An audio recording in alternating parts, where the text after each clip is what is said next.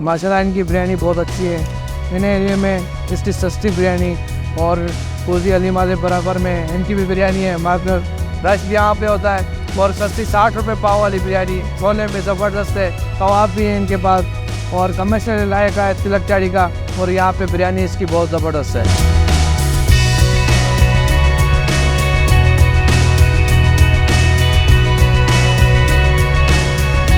तिलक चाड़ी कुजिलिंग के बराबर में हैदराबाद छोले की बिरयानी होती है। चिकन बिरयानी शामी को बनाने में सर आधा पौन घंटा।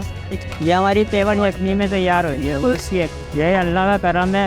आप जैसे भाइयों की मोहब्बत है। बस 60 रुपये पाओ, सुबह 10 बजे लगाते हैं, रात को 8-9 बजे तक। ये खुद बनाते हैं भाई हमारे बड़े, वो बनाते हैं। इंशाल्लाह जिसने नहीं खाया वो हमारे ये पे आए, एक कवर ट्राई करें। नहीं खाया, जिसने मज़ा नहीं आया तो पैसे वाले।